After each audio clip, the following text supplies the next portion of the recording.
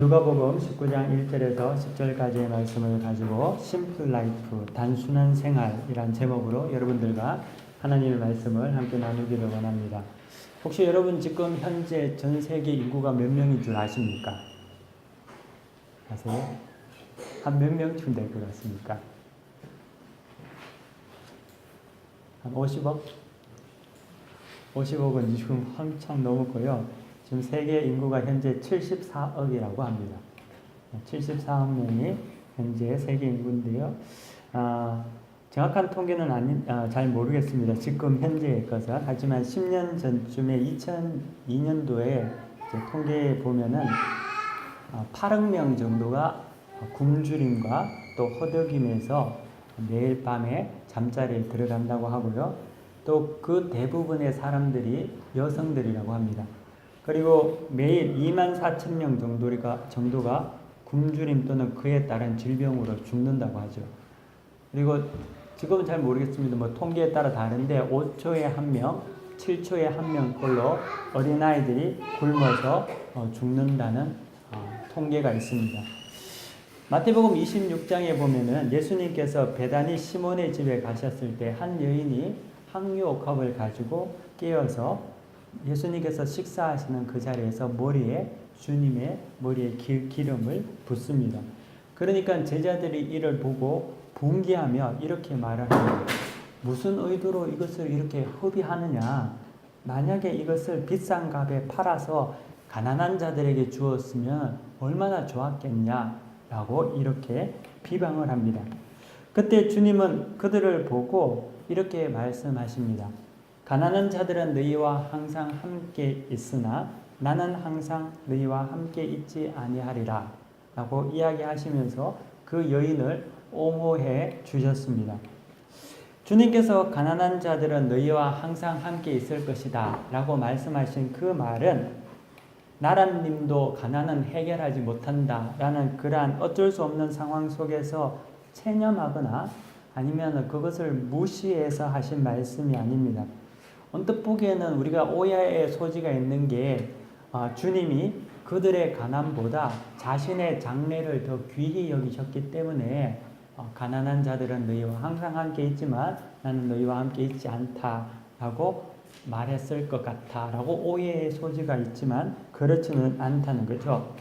여러분, 빈곤의 원인이 무엇일까요? 빈곤의 원인은 많이 있습니다. 그 원인 중에는 자원이 결핍하다든지 또 식민지에 의해서 수탈을 당한다든지 또 현 정부의 부패 또는 무능, 비효율 이런 문제들의 원인이 있을 겁니다. 근데 그 가난의 근본적인 원인은 인간 본성에 의한 타락에 의해서 가난이 시작된다는 겁니다. 사실 예수님 당시나 지금이나 마찬가지로 전 세계의 식량 상황은 74억 인구가 먹기에 충분히 남습니다. 지금 74억 인구가 많지만 전 세계에서 재배되는 식량은 74억 인구가 다 먹고도 남는 양이 충분하다고 합니다. 그런데 어떻게 된 일인지 어떤 곳에서는 날마다 굶어 죽는 사람들이 넘쳐나고 하루에 1달러를 벌지 못해서 빈곤, 최악의 빈곤에 빠져 있는 사람들이 있는 반면에 또 어떤 지역이나 어떤 사람들은 음식량이 너무나 많아서 음식 쓰레기가 땅에 흘러 넘칠 정도로, 그래서 땅을 오염시킬 정도가 되고요. 또 그 음식으로 인해서 많이 섭취해서 비만으로 인해서 각종 질병이 나타나고 있는 것이 이 현 시대의 불균형의 모습입니다. 지난주 금요일날 여러분 미국에서는 블랙 프라이데이라고 해서 아주 대대적인 세일 기간이었습니다. 여러분 금요일날 쇼핑 좀 하셨습니까? 그런데 미국은 블랙 프라이데이가 되면 여러분 어떻게 되는 줄 알죠? 새벽부터 상점 쇼핑마트의 문 앞에서 서서 문이 열리면 완전히 전쟁을 방불케 하게 다 들어가지 않습니까? 어저께도 제가 이야기를 들으니까 그 블랙 프라이데이 그 쇼핑 때문에 세일 기간 때문에 총에 맞아서 총격 사건도 일어나고요. 서로 사려고 하다가 그리고 난투극도 일어나고 난리가 아니라는 이야기를 들었습니다. 매년마다 그 일들이 반복되고 있죠. 어떤 지역은 가난하고 어떤 지역은 너무나 차고 넘칩니다. 그래서 분배가 불균형합니다. 모두가 먹고 살 만큼 충분함에도 불구하고 다들 그렇게 나누어지지 않는다는 거죠. 주님께서 말씀하신 가난한 자들이 너희와 항상 함께 있었지만 나는 너희와 함께 있지 아니한다 라는 이 말씀의 의미는 이런 의미가 있다는 거죠.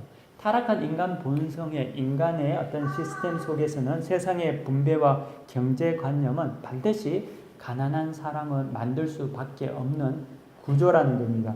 그러므로 타락한 본성의 탐욕이 존재하는 한 가난은 종말까지 존재할 것이라는 주님의 의미로 이해해야 합니다.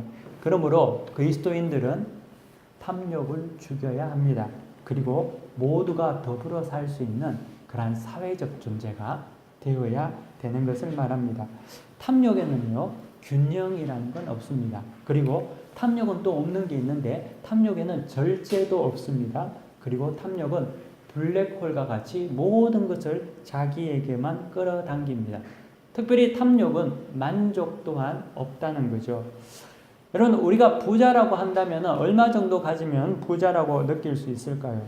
부자의 개념을 절대 정의로 이렇게 할 수가 참 없는 것이 말이죠. 여러분, 요즘에는 한 얼마 정도 가지고 있으면 부자라고 느낄 것 같습니까? 여러분 생각에는 어떠실 것 같습니까? 한 20억? 100억? 그래. 20억을 가진 사람은 사실 100억이나 200억을 가진 사람을 보면은 자기가 부자라고 생각을 못 하거든요. 그렇기 때문에 이 부자의 개념은 정의할 수가 없습니다. 하루에 100만 원 버는 사람에게는 하루 1000만 원 버는 사람이 부자인 것이죠. 상대적이라는 것입니다. 그래서 이 말은 인간은 아무리 채우고 가져도 그에 대한 만족이 없다는 겁니다. 블랙홀과 같은 존재지요. 그러므로 그 탐욕의 블랙홀 때문에 한쪽은 너무나 풍부하고 남아 돌지만 고난이 있고 고통이 있고, 한쪽은 너무나 없고 가난하면서 그 고난이 있고 쏠림 현상이 항상 나타난 것입니다. 주님께서 우리를 부르신 목적은, 하나님께서 여러분들을 선택하신 목적은 소위 말하는 세상의 복, 물질의 복을 몽땅 받으라고 부른 것은 아닙니다. 아멘. 예. 우리를 부르신 목적은 여러분들이 예수 잘 믿어서 세상의 물질의 복을 몽땅 다 차지하라고 부른 것이 아닙니다. 주님이 우리를 부르신 이유는 예수 믿고 물질의 복을 받아서 세상에서 말하는 부귀 영화를 누리기 위해서 부르신 것은 절대 아니고요. 궁극적인 목적은 주님과 교제하며 그분 안에서 새로운 피조물이 되기를 원하시는 겁니다. 주님 안에서 교제하며 주님과 함께 동행하며 그분을 따라 새로운 피조물이 되는 것이 주님께서 우리를 부르신 것이지요. 기복주의 종교는 예수 믿는 것을 축복의 돌파구로 생각을 합니다. 방편으로 생각한다는 거죠. 그래서 예수 잘 믿고 물질의 복 받고 남을 돕는 부자가 되는 것을 신앙의 목적이라고 생각합니다. 이런 의식은 사실 교회 안에도 우리 안에도 굉장히 많이 지배되고 있습니다. 그래서 예수 잘 믿어서 물질의 복 많이 받고 또 그렇게 해서 풍성하게 살면서 착한 일 하는 것이 마치 신앙의 궁극적인 목적인 같이 생각하고요. 그렇지 않으면은, 예를 들면 예수 너무나 열심히 잘 믿고 하나님 앞에서 헌신적으로 사는데 못 살고 물질의 복이 없으면 그것은 저주받았다고 생각한다. 뭔가 잘못됐다는 것으로 느끼는 것이 이 시대의 상황이라는 겁니다. 근데 이것은 여러분 구약이 그랬습니다. 근데 구약을 잘못 오해했기 때문에 그랬다는 거죠. 물질의 복은 하나님의 축복이고 가난은 저주라는 것은 사실 구약에서도 말하는 것은 아니었습니다. 그렇기 때문에 우리는 바른 성경의 가치관을 좀 정립해 볼 필요가 있다는 거죠. 기복적인 신앙에서는 가난이라는 것에 대해서 모든 사람이 싫어하는 최대의 적이라고 일컫고 있습니다. 어느 누구도 가난하게 되는 것을 싫어합니다. 그것은 신자도 그렇고요, 불신자도 그렇습니다. 차이가 있다면은 신자의 경우 한쪽에서는 많이 벌어서 좋은 일하고 하나님의 영광을 위해서 쓴다는 거고, 불신자의 같은 경우는 많이 벌어서 나를 위해서 쓴다는 그 차이밖에 없다는 거죠. 하지만 둘 다 똑같은 것은 물질에 대한 집착과 욕망이 강하다는 데 있습니다. 이는 소위 말하는 번영신학에서 나오는 의식이라는 거죠. 아이디어라는 겁니다. 하나님의 복이 마치 물질적인 복이 주가 되는 것 같이, 예를 들면은 구약 성경에 나타나는 아브라함의 복이라든지 이삭의 복이라든지 요셉, 욥이 고난 당한 후에 복 받은 부가 하나님의 축복의 모든 것이라고 연상케 한다는 거죠.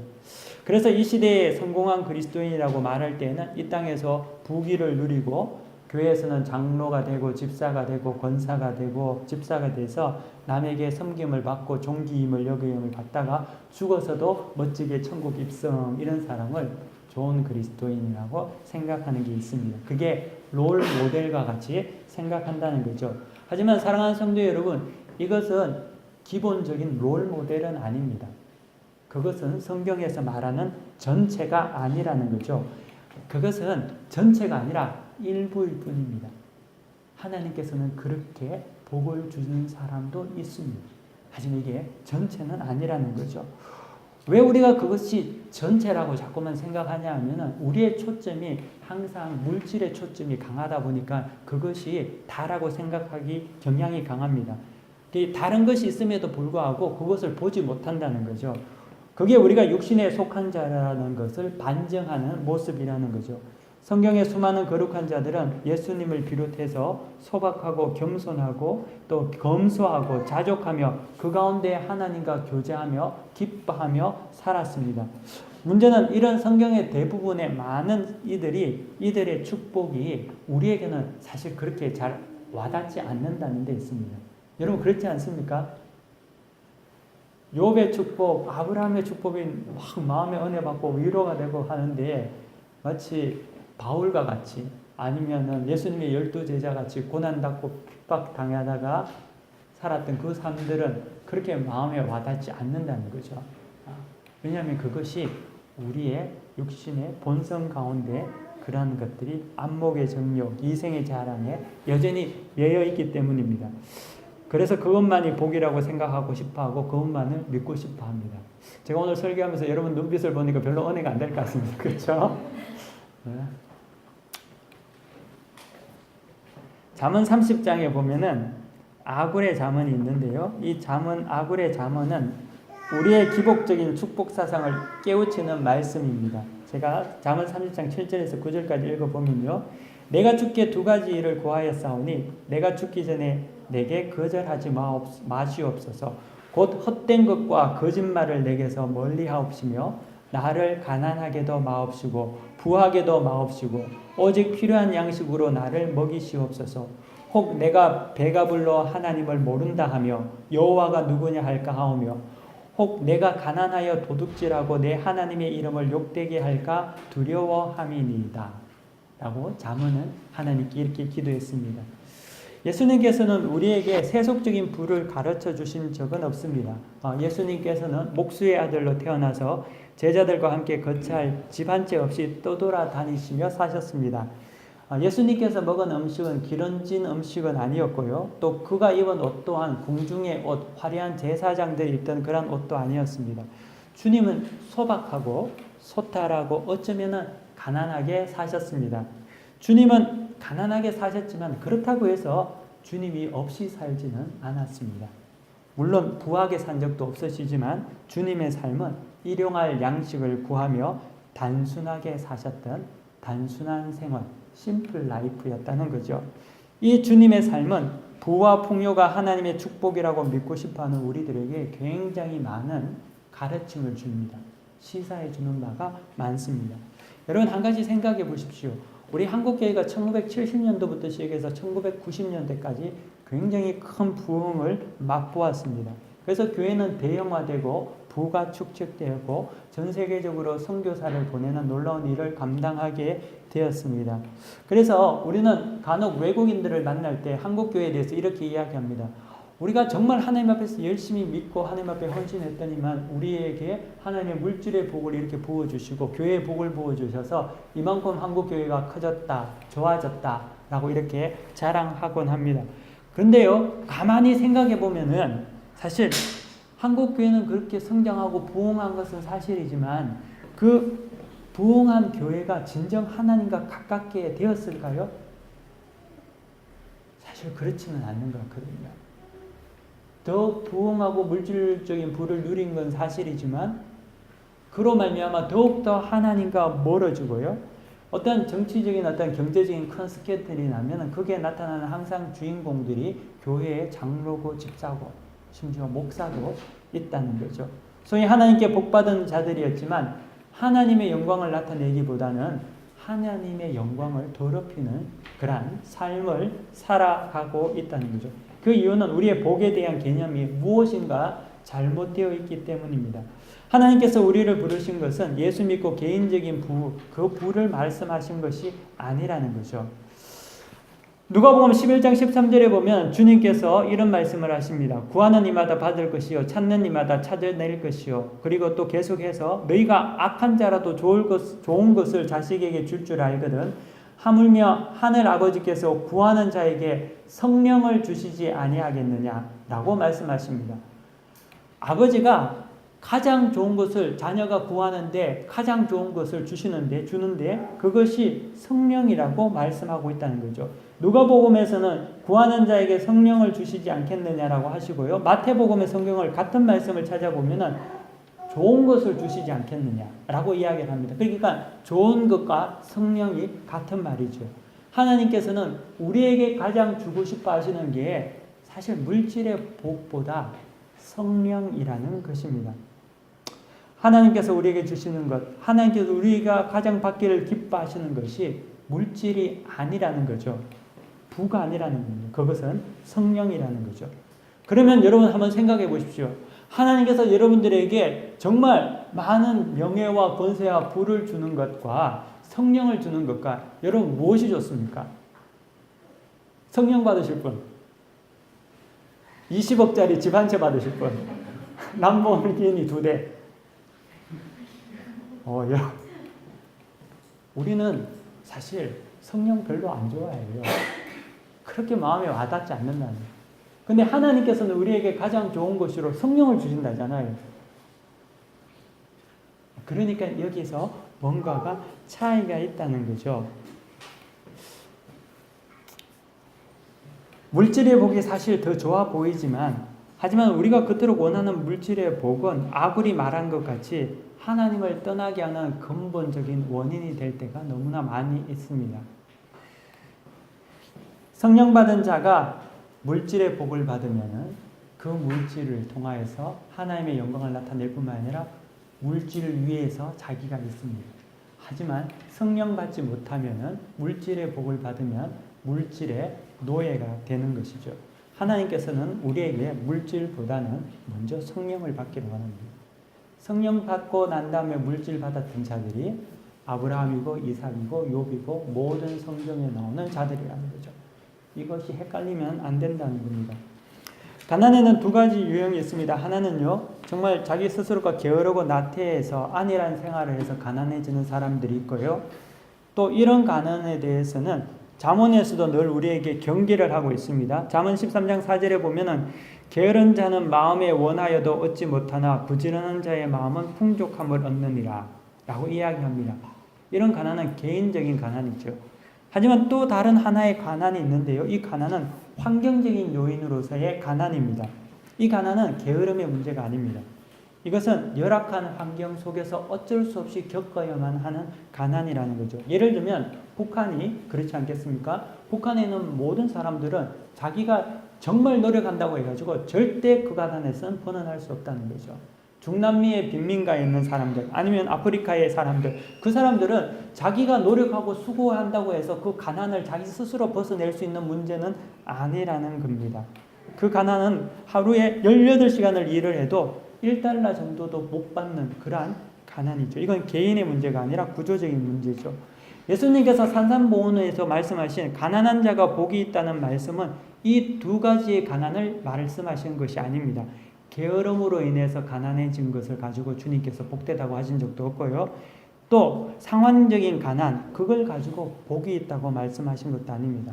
게으름으로 인한 가난은 사실 치유의 대상이죠. 그것은 스스로가 바뀌어야 되는 거고요. 구조적인 상황적인 가난은 개혁의 대상인 거죠. 하지만 여러분 이 말씀을 꼭 기억하셔야 되는데요. 주님께서 말씀하신 그 가난이 뭐냐면은 자발적으로 가난해지는 거예요. 그것이 다시 말하면 단순한 생활이에요. 심플 라이프라는 거죠. 주님께서 우리에게 보여주신 것이 단순한 삶이었다는 겁니다. 여러분, 저는 여러분들이 하나님의 물질의 복을 다 받기를 원합니다. 여러분들에게 각자 하나님께서 주신 정말 기가 막힌 달란트가 있어서 사업만 하면 사업이 대박이 터뜨려지고 공부만 하면 전교 1등하고 이러면 다 좋겠습니다. 모든 물질의 은혜를 받기를 원합니다. 하지만 분명히 기억해야 될 것은 말이죠. 여러분들이 혹시 그렇게 되더라도 여러분들이 스스로 가난해질 수 있다면 하나님께서 여러분들을 부르신 목적 가운데 있다는 거죠. 나는요, 하나님께서 주신 재능을 가지고 충분하게 부유하게 살 수 있습니다. 이것도 할 수 있고 저것도 할 수 있고 풍족하게 살 수 있지만 그럼에도 나를 위해서 다 쓰는 것이 아니라 남을 위해서 내가 스스로 가난해지는 것, 내가 좀 낮아지는 것, 이것이 주님께서 말씀하신 가난한 자가 복되다는 것이죠. 아브라함의 축복이, 이삭의 축복이, 진정한 물질의 축복이 진정 축복이 되는 이유는 그들이 스스로 성령을 받은 자로서 하나님과 교제하며 스스로 가난하게 살았던 자들이기 때문에 그랬습니다. 그들은 물질이 우상이 아니었다는 거죠. 한 달에 한 5천만 원 번다고 생각해 보십시오. 한 달에 5천만 원, 월급이 5천만 원이면, 사장이면 자기가 이제 되겠지만, 하루에 점심값으로 5만 원짜리 식사를 하는 게 어렵겠습니까? 쉽겠습니까? 별로 문제가 안 되죠. 5만 원짜리 식사 한 달 해봤자 200만 원 안 나오거든요. 그런데 5천 원짜리 식사를 하면서 나머지를 스스로 가난해져서 상황적 가난에서 헤어나오지 못하는 자들을 섬길 수 있다면, 그들을 볼 수 있다면 그는 정말 하나님 앞에서 귀 쓰임받는 자가 되는 것입니다. 그렇게 할 수 있는 영성, 그렇게 할 수 있는 능력, 그렇게 할 수 있는 여러분의 하나님께서 주시는 은혜가 우리 가운데 있어야 될 줄 믿습니다. 이를 통해서 우리는 우리 자신이 주님의 삶을 몸소 실천하며 살아감을 느낄 수 있다는 거죠. 이 기쁨 속에는, 이 삶 속에서는 거만이 없습니다. 그리고 자만도 없고 온전한 순종으로 인한 참 기쁨만이 넘칩니다. 그래서 요한 1서 2장 3절의 말씀을 보면요. 여러분 다 아시죠? 요한 1서 2장 3절. 아십니까? 같이 한번 해볼까요? 우리가 그의 계명을 지키면 이로써 우리가 그를 아는 줄로 알지니. 예. 우리가 그의 계명을 지키면 이로써 우리가 그를 아는 줄로 안다는 거죠. 성령 받았다는 게 뭐냐면은 하나님과 교제한다는 거잖아요.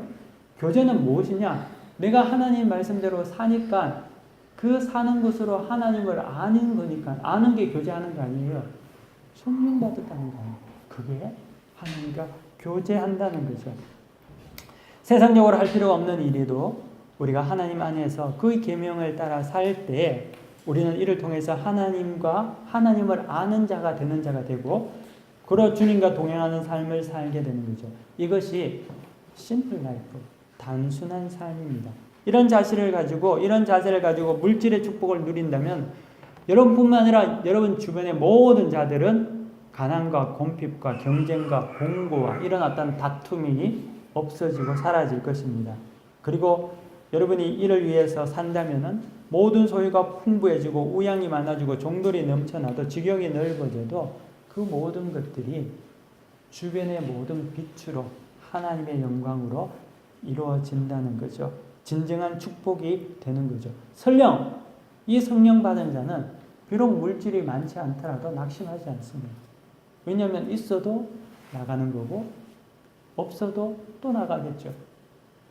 이것이 단순한 삶, 그리고 심플 라이프, 주님께서 몸소 우리에게 보여주신 모습이었다는 거죠. 저는 요 근래 기도하면서 이 심플 라이프, 단순한 생활에 대한 많은 일단 도전을 받습니다. 그래서 여러분들도 저와 같이 한번 해보시면 좋겠습니다. 여러분 한번 거기에 대해서 도전해 보시기를 바랍니다. 하나님께서 내게 주신 말씀처럼, 저에게 주신 말씀처럼 여러분 또한 주님께서 사셨던 단순한 삶에 한번 노력해 보시기를 바랍니다. 나는 이거 할 수 있는데, 이거 먹을 수도 있어, 이거 갈 수도 있지만 내가 이것을 하지 않는 그때 싼 거 먹으면서 기쁨이 넘쳐나는, 내가 정말 주님의 말씀을 따라서 내가 이에 순종하고 있는 자기 자신을 보면서 그 속에서 나타나는 그 주님과의 교제 속의 기쁨, 그것들을 여러분들이 누리시기를 바랍니다. 다 할 수 있지만 주님을 따라서 누리는 그러한 기쁨, 감사의 삶, 그것들이 이루어진다면 우리의 신앙은 절대 기복적인 신앙으로 흘러갈 수가 없습니다. 우리의 신앙은 정말 하나님 앞에 바른 신앙이 되는 것이죠. 오늘 성경 본문에 보면은 삭개오라는 세리장이 나옵니다.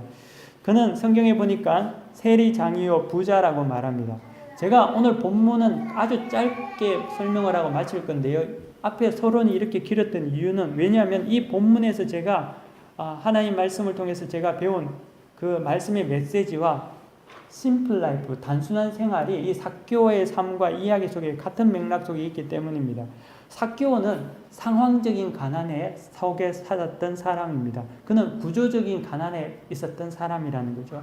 당시 이스라엘은 로마에 종속되어 있었고 유대인들은 대개 다 극빈층에 속했습니다.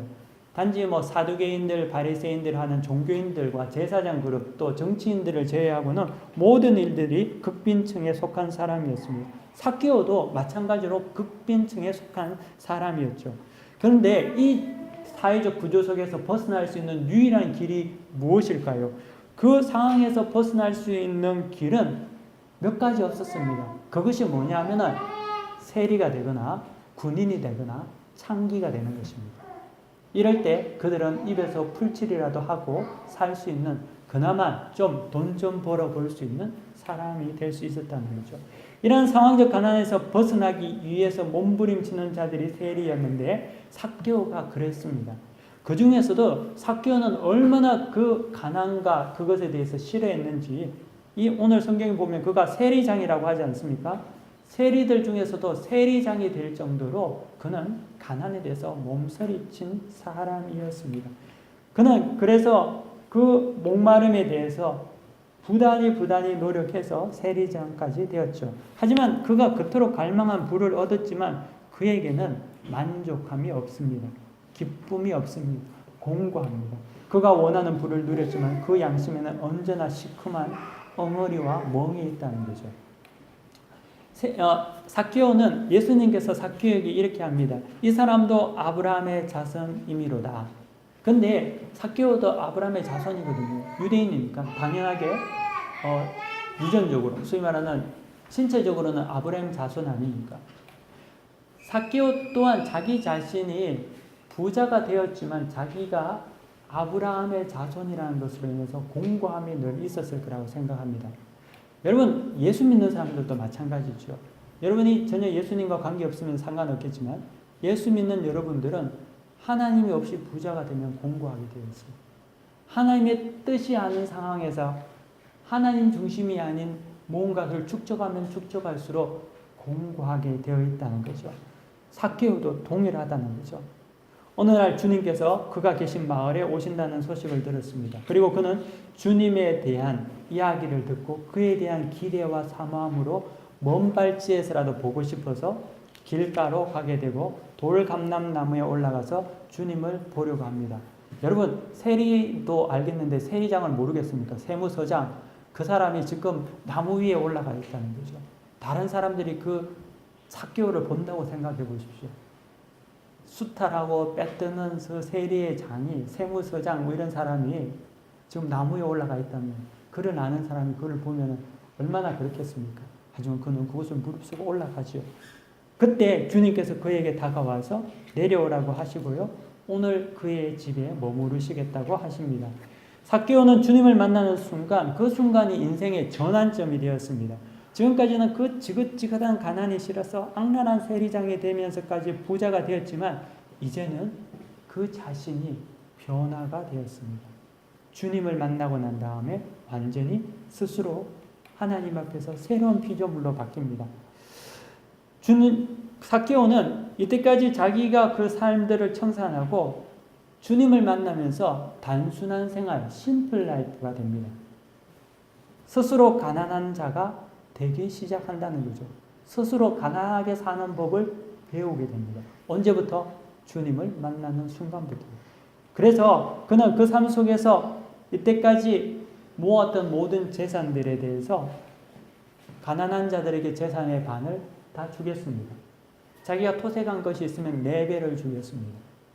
이제는 부자의 선언을 포기하겠다는 거 아닙니까? 이제는 부자 안 하겠다는 거예요.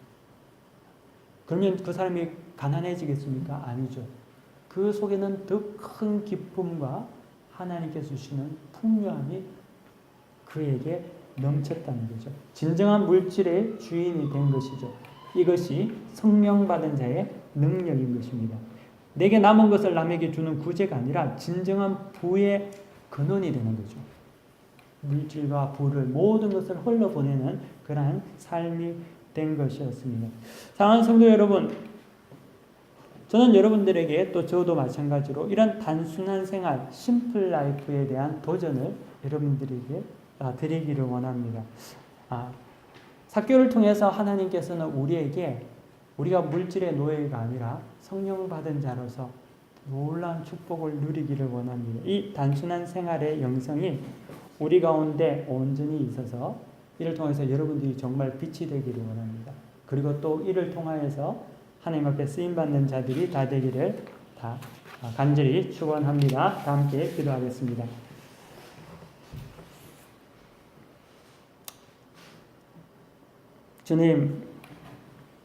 주님께서 몸소 우리에게 보이셨던 삶들을 우리가 미처 깨닫지 못하고 살았는지 모르겠습니다. 하나님 아버지, 가난한 자는 복이 있다고 하셨는데 하나님, 우리가 이제 그 가난의 의미를 다시금 새기기를 원합니다. 하나님, 우리가 인간적인 육신에 갇힌 우리의 연약함 속에서는 하나님 많은 것들을 누리고 얻기를 원합니다. 하나님, 우리에게 이것을 축복하여 주시되 이것이 아니라 더 먼저 성령을 허락하여 주셔서 성령을 통하여서 물질의 노예가 되지 않게 하여 주시옵시고 정말 우리를 통하여서 하나님의 영광을 나타내는 그러한 도구가 되게 하여 주옵소서. 하나님 아버지, 이 시간에 있는 모든 성도들에게 성령의 기름을 부어 주시옵시고 그러므로 말미암아 스스로 가난하게 사는 단순한 생활을 도전받게 하시고 살게 하여 주시옵시고 그로 말미암아 하나님의 영광 나타내는 우리 모두가 되게 축복하여 주옵소서. 우리를 위해 이 땅에 오신 예수 그리스도 이름으로 간절히 기도 올려 드립니다. 아멘. 함께 자리에서 일어나셔서 대찬송 220장 찬송 부르시겠습니다.